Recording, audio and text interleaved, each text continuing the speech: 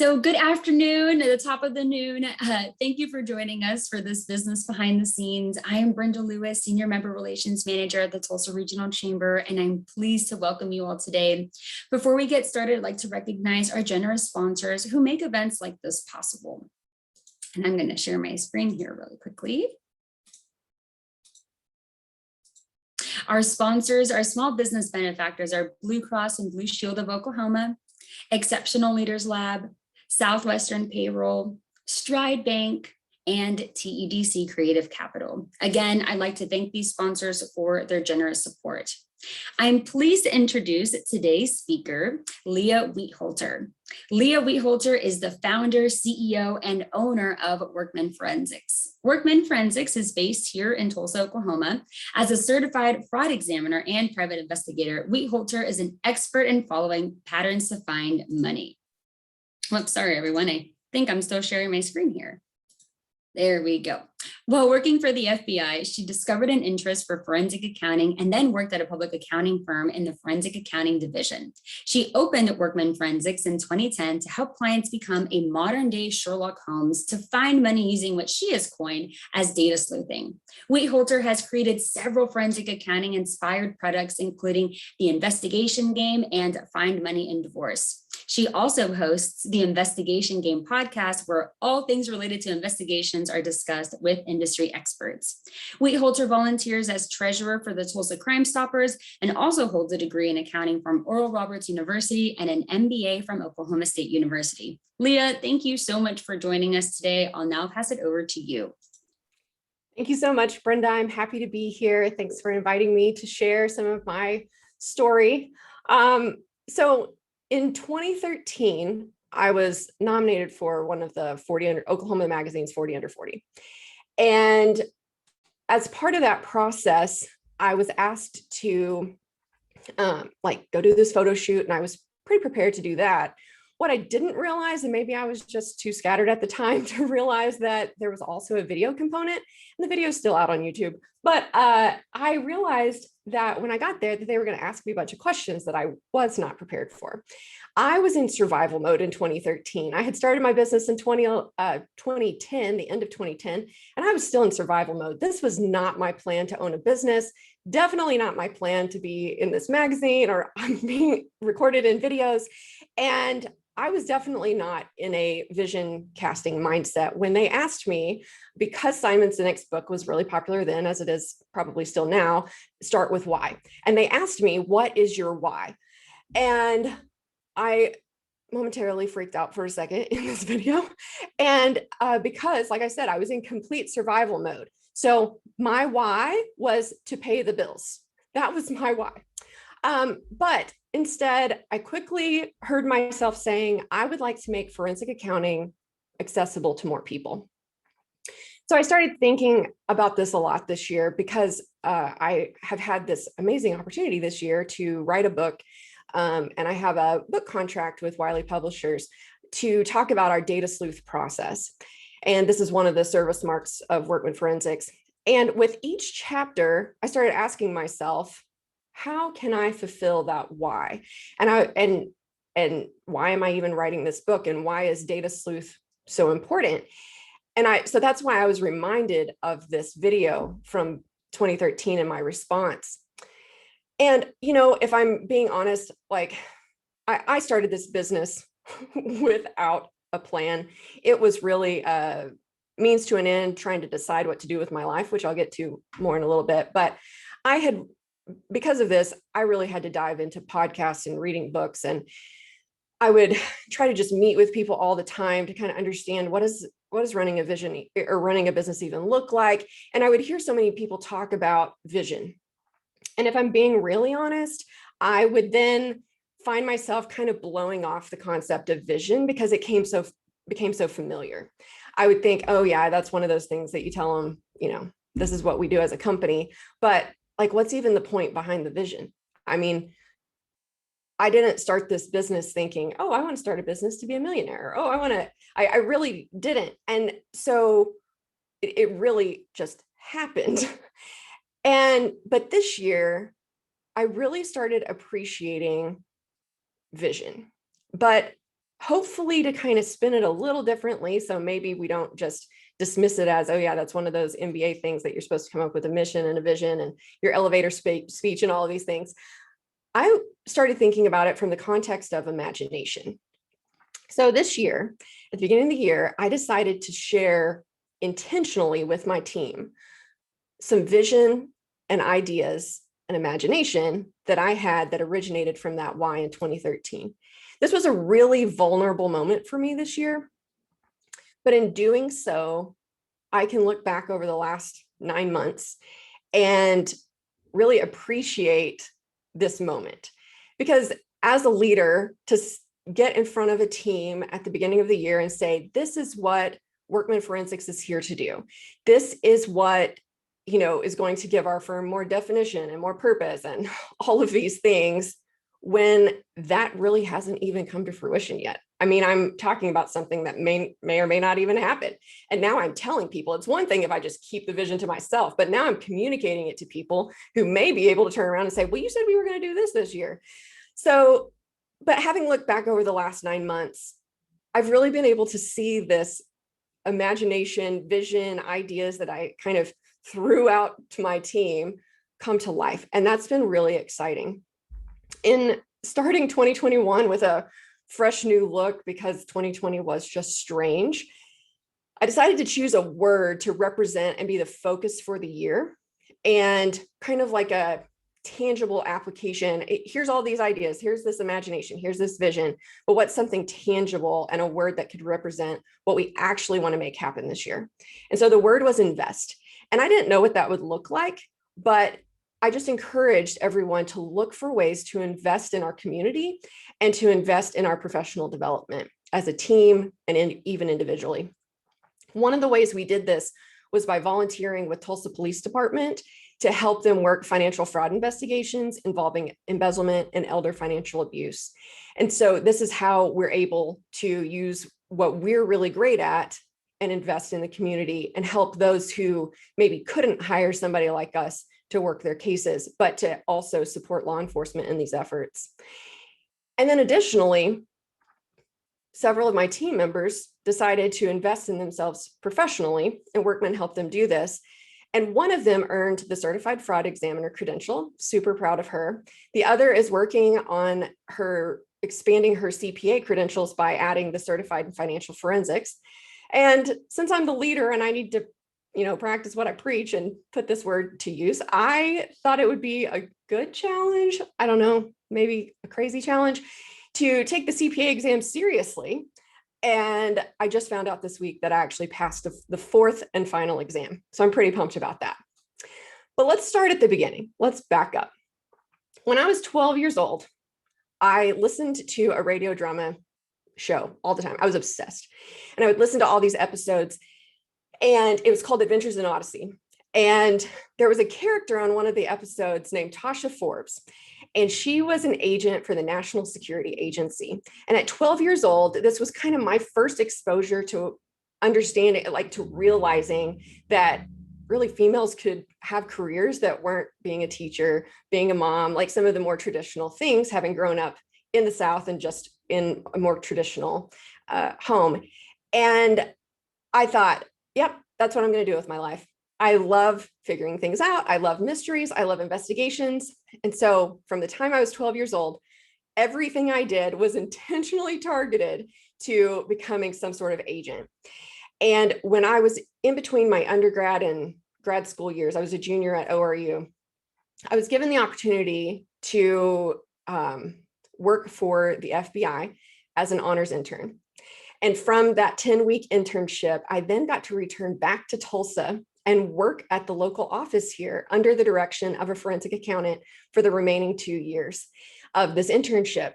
Greatest experience of my life. Dream job at 20 years old. So when that experience or that position had expired, because you couldn't be there longer than 2 years, I decided, I was trying to decide, do I stay with the Bureau? I had applied to be an agent, and the first phase involves like this decision-making and personality test, and I failed that test. I don't know how you fail that, but clearly I did not have the personality of an FBI agent, which is fine. Life has a funny way of working out. But I definitely experienced this strange feeling of loss because my dream job, absolute dream job, had occurred at 20 years old. So everything seemed downhill from there.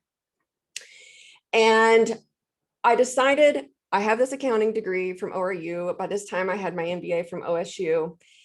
And so I decided to work for a public accounting firm, and I chose tax. And I just decided I'm going to choose tax because that seems like a good life choice in that I can at least prepare my tax return going forward the rest of my life. That was as thoughtful as that decision was made. While I was there, forensic accounting, especially in Tulsa, was becoming more popular and it was definitely needed. And so the firm started getting inquiries about working on fraud investigations, divorce matters, and so forth. And so they allowed me and one of the managers to create a forensic accounting division where I worked on several cases with them, including like a $3 million embezzlement from a bank, a divorce, embezzlements, some tribal work. It was really exciting. And it was great. It was an amazing opportunity to be able to take what I had done in law enforcement and under the direction of the FBI forensic accountant there and start looking at, okay, in the private sector, how does this type of work, like what type of market exists for this type of work? Problem was that working for a public accounting firm, I still had a busy season twice a year in tax.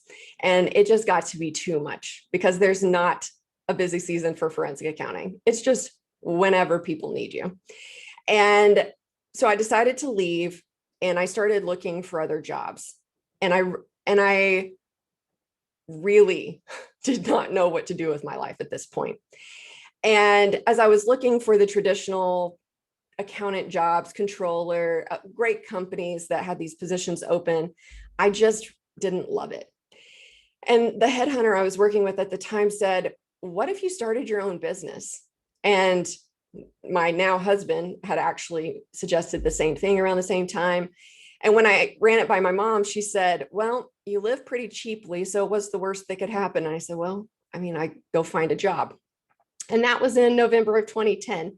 I started Workman Forensics. Workman was my maiden name. And so I started Workman Forensics, and the entire almost 11 years, we have only provided forensic accounting and fraud investigation services over this time. No tax, no audit.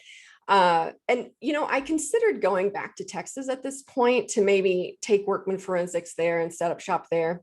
But I've got to tell you, Tulsa businesses and legal communities and contacts, they just embraced me and they took chances on hiring me to assist in their cases. And so I didn't have much at the time, but I decided that I would invest what I did have here in Tulsa. And it's been, I think, one of the best decisions I've ever made. I do believe that Tulsa has such an amazing environment and supportive community for new business. And at the time I was 26 years old, but so many attorneys, so many businesses, so many individuals in town took a chance at letting me work on their projects and help them work their cases and solve their cases. So over the last 11 years, I've had a team as large as 12, and I've had a team as small as just me. And while the experience and volatility of all of that was not comfortable at the time, I did try to learn as much as possible from the experience. It was actually in the year that I was operating on my own, which most might think that I would have been a sole practitioner in year one of my business. No, my very first case was an embezzlement of over $1 million that occurred over 10 years. And we had some really quick deadlines. And so it was at that point that I realized I was going to have to create a team. But I was 26 years old. I had only been an employee up to this point, and I didn't even know what a team looked like because the division at the firm I had been at was a manager and me. So I just started hiring people, and it was a mess. We did some great work, but it was the most stressful 3 years. Well, I don't know. There's been lots of stressful years in my life, but those first 3 years were such a learning curve. And so in year 3, for various reasons, several of my employees left, got different jobs, wanted to pursue different things. And so I found myself in the 3rd year of business being on my own again, or for the first time, really. And so I took that opportunity to learn about all the things that I hadn't had the opportunity to do leading up to this point. And one of the things was that I actually worked for the state auditor's office while still working cases in my business, but I worked for the state auditor's office because I knew that data analytics was in accounting and in business and in audit was growing. The use of software and this type of analysis was definitely a trend, and I thought that it was going to become more than a trend. And I didn't have the money at the time to like buy the software and kind of mess with it and figure out what to do with it. So I was able to work part-time for the state auditor's office to be able to learn about the software, to use the software, and to learn about data analytics and its uses in audits. I also didn't have any audit experience, so this gave me kind of more of a well-rounded accountant experience as well. It was during this time too that I remember a friend asked me, because I was very busy doing both. A friend asked me, so when are you going to start hiring again? And I said, I'm not going to start hiring until I know what I'm doing. Well, caseload demanded that I hired before I knew what I was doing. And I don't know that I can ever know exactly what I'm doing in the area of hiring.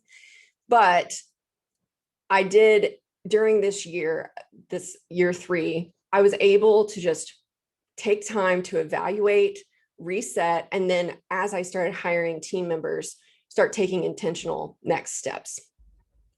I'd like to say that I had a plan of how this was going to happen, but no, I didn't. But at least I could be more strategic in making the decisions with the information I had available to me. So I hired an analyst who was really key in helping me realize the importance of converting my experience in forensic accounting, fraud investigations into a process that could be duplicated, that would give me the time and space that I needed as an owner of a business to create something bigger than myself. And so this did not happen overnight. It's taken 5 years to be at the point where I could even remotely begin to write a book about a process. And we continue to improve it daily. And the most challenging thing over the 5 years was taking these concepts and these decisions that I would make in working a case and solving problems involving financial misappropriation or financial disputes or finding missing money, hidden assets. It took me so long to figure out, what am I doing that just kind of comes naturally and was based on all these years of teaching myself and kind of just figuring it out as I went along. How can I take that and turn it into a process that I could then get a team up to speed as quickly as possible to help me with the ever-growing caseload? Surprisingly, in 2020, that was the year where we really started striding with this data sleuth process. And what the data sleuth process is that it basically just means that we use data to investigate financial disputes and financial crimes and to perform financial investigations and forensic accounting engagements. In 2020, we were actually kind of given this weird time where we could incorporate technology to automate as much of this process as possible, which then, we still have more to do in this area, but as we continue to improve the process, improve the automation of the process, then this was once again helping us do that thing that I said in 2013 that I really wanted to do, to make forensic accounting available to more people, because then we could turn cases around fast enough. We could take a smaller team, which is my preference, take a smaller team and do the same amount of work. And we kind of have a unique approach to this as well, because I've learned over these years, I started noticing, especially as I intentionally started hiring team members, that at about 30 hours a week, my analysts started just productivity would just nosedive. And in the world, I don't know if you're familiar with public accounting or even like the legal profession, but getting a ton of billable hours in a year is the goal. And so, but what I was noticing was that my billable hours per person would just kind of drop off at about, once they had been at the office for about 30 hours. And I thought, I can continue to try to get as many billable hours out of my team as possible, or I can notice this data and make a decision based on this data to change how we just do business and change the culture of at least this data sleuth forensic accounting world. And so for the last 4 years, we've operated on a 32.5-hour work week. And this has been a game changer for us. We show up at the office, we do our work, and we go home. And what's really fun is that it's given everyone this opportunity to have other interests, which I think lends to imagination and creativity and energy to then show up Monday and do it all over again.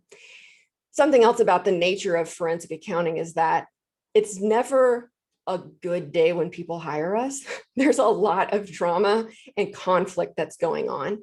And through our process, it's intentional that we try to keep the drama away from our work product, but it's inevitable. We're going to feel, I mean, we're humans. We're going to feel what our clients are feeling. And that in itself is pretty draining and can be exhausting. And if my team is exhausted, they can't make strategic, creative decisions. If I'm exhausted, I can't make strategic, creative decisions. And since every case is different, we need that energy to be able to make great decisions, to be a strategic partner to our clients. And so by doing this and changing this culture of at least our work environment, we have been able to develop so many fun things. Currently, we are a team of 7 for just different reasons. We're at a team of 7 right now. Half of my team handles data sleuth things, and half of my time is data sleuth cases and casework and so forth. The other half of the team is actually a creative team. We have a creative director. We have a creative team to put together social media and all of those things. So as Brenda mentioned, I do host the Investigation Game podcast. And so that's part of our creative team's job, is to make sure that we have this podcast every other week, although we've been taking a slight break because of writing a book and the CPA exam, but we're coming back in a few weeks. And through this, I've been able to meet so many amazing professionals around the world, and which has just really opened our opportunities. Over the last 5 years, we've also developed something, and I have a little show and tell. We've developed something called the Investigation Game, and it's an actual card game that qualifies for CPE or continuing education training. And what's really exciting about the development of this is just, one, the development of any of our products has just taught me so much, and it's just a fascinating study. But we've discovered that universities really love incorporating our games, and we have more than just the card game. We have a virtual game as well, but they love incorporating our games as part of their curriculum for their forensic accounting or even auditing courses, which is really fun. Both of the cases are based on cases that I worked, and it's a very fun game without being too unrealistic. It's extremely realistic and supports the industry and what the industry really is about. So universities have really started adopting these games into their curriculum. We've then deconstructed the games to create interactive presentations that allow professionals, auditors, accountants, attorneys, fraud investigators to work cases alongside us as we present the case of the man cave or the case of the cash flow fiasco, which has been a lot of fun. And our game has actually even been played internationally recently, which is just really exciting. Another one of our products that Brenda mentioned is our Find Money in Divorce. And this product is the beginning of a series of workbooks that people going through divorce can complete to help them kind of get their arms around what is going on in their divorce related to marital assets, especially if they suspect that the spouse that's been handling all of the funds may have hidden things or done some things to their advantage when it comes to property settlement. So our first workbook is called Get Organized in Your Divorce. And we have that in several downloadable or order it off of Amazon. And then of course, just being able to work cases for clients primarily in Oklahoma. But even though this story started in survival, I am so grateful that it's now one of innovation as we continue to meet and get to work with professionals all over the country through the podcast, but then also in working on cases. And we get to do so by sharing our strategic approach to financial investigations through this data sleuth process. We get to serve clients with excellence. And now we're being open to where imagination takes us. Thank you so much for your time. Leah, thank you so much. I feel like I have so many questions for you. So I'll start us off here, but I do want to encourage our audience to submit questions using the Q&A function of Zoom. You can find that on the bottom portion of the Zoom bar. So Leah, I want to start off. So you mentioned that you have this game. I didn't know that it was an actual card game, but also virtual. So how many universities utilize that right now? And is there some kind of relationship that you're cultivating with other universities? Yeah, this is kind of a recent development since early 2020 that universities discovered. We were targeting professionals like myself to create interactive and interesting continuing education events because as CPAs have to earn 40 hours of continuing education a year. And so just to make that more interesting, we thought, what if we could take a game and turn it into a continuing education event? And so the adoption process of that was a lot more challenging than I had thought. So early 2020, universities started seeing it and they said, wait, let's try this out. So currently we have 2 that incorporated it into their this fall semester. But then we have several universities who are looking forward to adding it in the spring semester and beyond. So it's been really exciting because that's kind of a new focus for us because that was not our intended audience, but it's been really fun.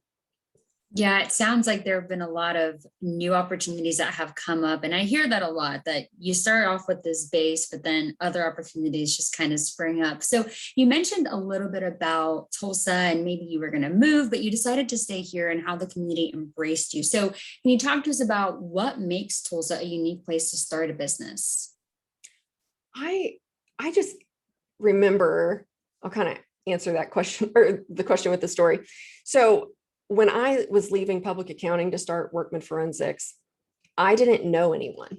I was a staff tax preparer, a staff forensic accountant. And so my job wasn't business development. And I remember that someone said, hey, if you're going to start this firm, you should go meet with this attorney. And I thought, okay. So I just sent an email and the attorney says, yeah, sure. Come meet with me. We'll be at this bank. You can meet with us after a board meeting at a bank. And I said, okay. And so I went and I gave this presentation and I left and I thought, I bombed that and I am never going to land a client. This is so terrible. And a couple days later, that same attorney emailed me and said, hey, I'm going to connect you with an associate in our firm because I think we have a case you can help us on. And from there, if anyone ever said, oh, you know who you should meet?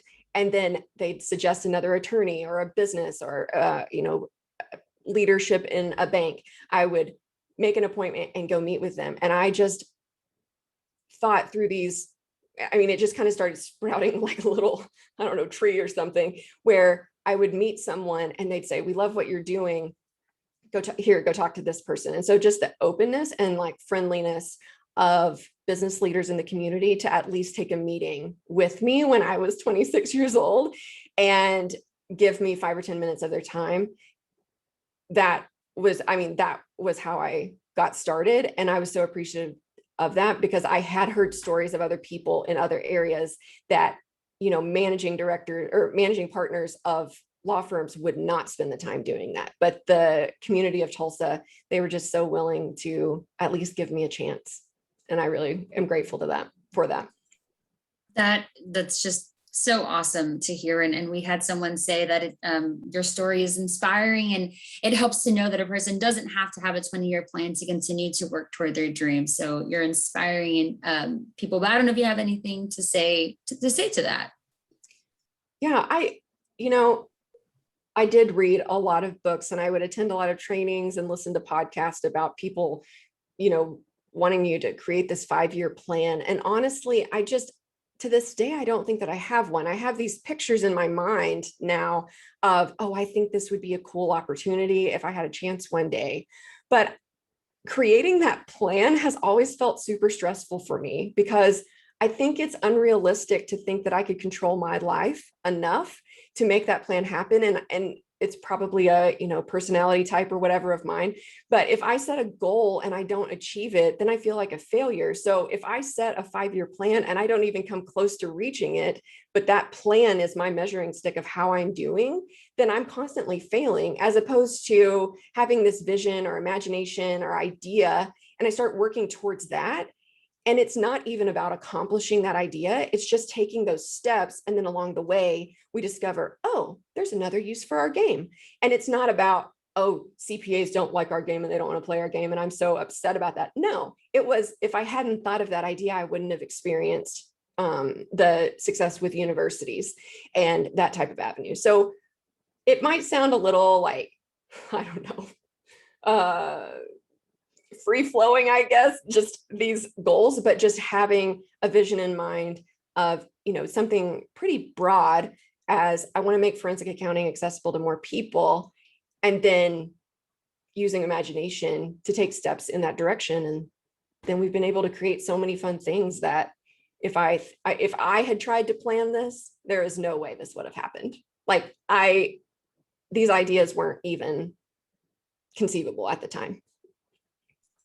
And I feel like you've alluded to this maybe a little bit, or in some things that you mentioned, but how have you tackled your biggest challenge to date? Whew. Let me think about that.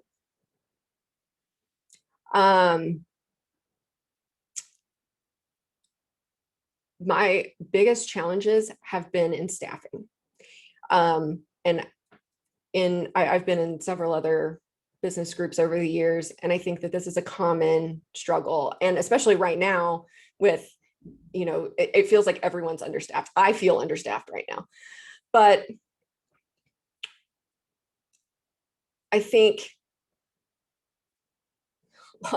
actually, this is going to be the weirdest answer to this question, but I really think that learning how to, like, mental exercises of staying out of fight or flight and trying to stay in this like creative mode, and be able to accept and believe that I will have what I need when I need it, and that I can solve whatever problem I'm faced with today, that like I have the resources to do that.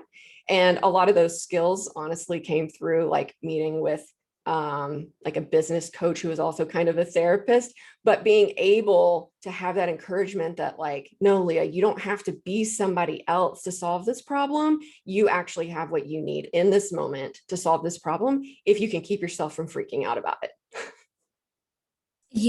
Funny enough, I hear this through the different business behind the scenes we've done in the past year and a half, that it's the entrepreneurial spirit. And so you stay grounded. And so you speak very true to a business owner. I'm sure many people can relate to that. I wanted to talk to you about what keeps you inspired. So what do you do that keeps you inspired and motivated? And this is kind of a good transition to what you mentioned. Yeah. I just really love business. I really enjoy great investigations. It may seem so niche to someone who's never, forensic accounting is such a niche that whenever I even said I was going to start a firm, that this is all we did, people were concerned for me, because I wasn't doing the normal things that had recurring income every year, like a tax or audit. And, but once I got into this niche, and even every day I start seeing, oh, we could help businesses in this way. Oh, we could help individuals in this way. And so I really love forensic accounting. I really love fraud investigations. And within fraud investigations, there are all kinds of investigations that somebody can perform. And so I try this year, especially, I've tried to, if there's an opportunity for us to work a case that we've never worked before, but maybe it's not under our normal setup or engagement or something like that, I try to find a way to give my team the experience to work things like Ponzi schemes or, just all types of things that are outside of embezzlement or hidden assets and divorce and in some of our more regular types of cases. But what I've discovered about myself through the process, that even though I started with those technical skills, I really just love the strategy of business and the strategy of learning how to serve clients better. And with that in mind, thinking, oh, how could we take what we have and build free content around it? And then from that, is there a product that we could build? And so I think that that's the fun part. And the creative director that I have on staff now, we've been friends a long time. And we just sit around thinking about how can we, we'll be in our weekly check-in meeting and we'll come up with like 3 new ideas that we want to explore. And really my entire team has kind of adopted this, let's imagine it, let's think about it. And so one thing that we're working on right now that's just totally different and unexpected is that we're actually working to open an escape room that's based on a local author's book. And it's called Novel Mysteries. And so it's not forensic accounting, but it's like an expansion of what we love, and also a unique way to help local authors market their books. So we're just always looking for these synergies between things that you wouldn't expect, like a game and continuing education, or an escape room that also markets local authors' books. I mean, it's just, that part is fun to me. That's so exciting. We need to keep an eye out for your name around town. All those attending, help me keep an eye out for Leah, because I'm sure we'll see many projects pop up. I'm curious about how you collected the data from your employees, because I know you mentioned the hiring part is, maybe a spot that you are still working to develop. And I think many business owners feel the same way, but you took data that you found out after 30 hours, folks just productivity completely went down. And in the day and age that we are in now, with working remote, doing Zoom type of meetings like we are doing right now, if that affected you in a positive or negative way, and then how you continue to assess data from your employees to keep them happy. Yeah. So when I started my business, I really didn't want to be kind of stuck to one location. I've actually moved 6 times in 11 years. And so I wanted to be able that if I needed to move to another location, or I don't know. I like experimenting, I guess. And so but what I wanted to do was make sure that I always had a secure technology environment, of course, because of the nature of our work, but I wanted to make it where it was mobile. And so that was well before remote work was even a thing. So last year in 2020, when we all had to go home, we packed up and everyone was ready to work the next morning, because we already had all of that. What we did change, and I had some people also working remotely from Missouri and other places on our team that didn't live here in Tulsa. So we had kind of some experience with that, but what we did have to work on was, what is our culture when we are remote, and how do we keep people engaged? Because there are a lot of the members of my data sleuth team are so good at working from home or the office. That's just kind of how they're wired. They're very focused individuals. But then it was a little more challenging for my very extroverted, more creative side of the team. And so how do we keep everyone engaged while in this remote workplace? And so something that worked for us was having weekly check-in calls where we each share what we did on the weekend. And some of us needed some ideas during quarantine as to like, what can we do to not just sit on the couch and watch Netflix? So that really, I think we became a stronger team because of it. But when I discovered the 32 and a half hours started about 4 years ago, well before COVID. And we all were working, and I think I only had 1 remote employee at the time. And I could just see it on the faces of my employees. And there were about 6 to 8 of us, I think, at the time. And I could just tell that about at 30 hours, they were just wanting to chit chat, or you could just kind of tell in the office, like everyone was just done. And I thought, I can continue to require that everyone be here 40 hours and pay for 8 to 10 hours of them to chit chat in the office, but they're here, or they can go have friends and hobbies and do this stuff on their own time. And everyone was very happy to do that. And it's really worked for us. I was so nervous to implement something like this, especially because it is within the just kind of industry of accounting and law, to work a bunch of billable hours. So I was really worried about the impact of working fewer hours on our revenue, but our profitability increased so much that I think that it's worth it. That's fantastic to hear. I hear that more often, that business owners are working to work with their team. So you were just ahead of it 4.5 years ago. To wrap up, I have just 2 more questions for you. What advice would you give to someone who is wanting to start a business in Tulsa and or the surrounding areas? Yeah. Good question. I don't know. There's so much. I think because I didn't do this on purpose, but I would definitely recommend first just working with what you have. What do you have? And start there. I think because of the nature of the work that I do, and because of all of these, like we work a bunch of partnership disputes, especially in 2021. I think a lot of partnerships got mad at each other in 2020. And so now we're working their cases. Like, what do you have available to you? What are your skills? What are your abilities? What are your financial resources? And work within that. And then allow that to be steward that and grow it. I started Workman Forensics with maybe $2,000.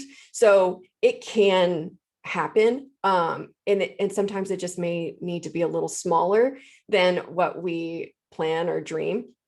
There's a lot of talk about scalability and how amazing, if you can scale, that's where you need to start. But I think scaling is expensive, especially if you're new to business. And so you need to find out what you do and what you do well and what the market wants. And I think that for the most part, a lot of people can actually do it with what they have, instead of having to go out and find somebody with a lot of money to invest in their company and just all the things, or, incurring a lot of debt and things like that. So just starting with what you have. And then I also think that as you start thinking about hiring team members, I highly recommend some sort of therapist or coach to walk through those things, because it is an extremely emotional experience, because the business is my baby. I don't have kids, so this business is my baby. And sometimes when employees are making decisions that benefit them, as and they're looking out for themselves as they should, it feels like a direct attack or assault on your business. And so having someone to kind of help put those things in perspective could help me kind of get my energy back, where I could go back and look at, is this a situation where I just need to serve my employees better, or is this a situation where I need to draw some boundaries and realign how things are working? Thank you for that. And finally, what are you most excited about for the rest of the year and now looking into 2022? I am really looking forward to October 26th. That's the day after my book manuscript deadline. The CPA exam is done, and October 26th, I'm taking the day off. And I told my husband yesterday that I am taking the day off to sit at home and to think about what I used to do for fun. And so that I can spend the rest of the year doing those fun things, because I feel like I don't remember what I did with my hours before the CPA exam and writing this book. So that's probably what I'm most excited about personally. But as a business, just continue to, take steps to improve our processes and, help businesses and individuals and attorneys and other professionals be strategic with their cases in, help empower them to help and serve their clients. Thank you, Leah, so much. I'm glad I was muted because I let out a good laugh there. A lot of us can relate to who we were, forgetting who we were before the pandemic and work took over our lives. So you hit a really great point there. Thank you so much for sharing your story with us today. And for those of you that joined us today as well, a special thank you as well to our generous sponsors for making today's event possible. At this time, I need everyone's help and would like to ask you all to answer the following question about today's event. On a scale of 1 to 10, how did today's event meet your expectations? 1 is the lowest score and 10 is the highest score. I've launched that there, but your feedback is really helpful to us as we work to develop new programming in the coming year. And so thank you so much in advance for your participation. And I'll give you all here just about 10 seconds. Thank you so much. Okay. And so before I let you all go, I do want to give you a few reminders before we adjourn. Our next small business virtual networking is going to be next week on Monday, October 18th from 10:30 to 11:30 on Zoom. This event is free and it's a speed networking type, so please join us. The following week, we'll host our State of Inclusion on October, oh goodness, I missed the date here, but it's the following week on October 28th from noon to 1:30 at the Marriott Tulsa Southern Hills. And then to wrap up the year, we will have our State of the City on November 4th, featuring our Mayor Bynum from noon to 1:30 at the Cox Business Convention Center. You can register for these events and all of our upcoming events on our website at tulsachamber.com/events. And I'm going to put that here in the chat. But thank you so much again for joining us today. Again, if you want to know more information about Leah, please visit her website and keep an eye out for her new escape room. And then also check out the Chamber's website, tulsachamber.com/events for all of our upcoming events. Thank you all again for your time. Thank you, Leah, and have a wonderful rest of the day.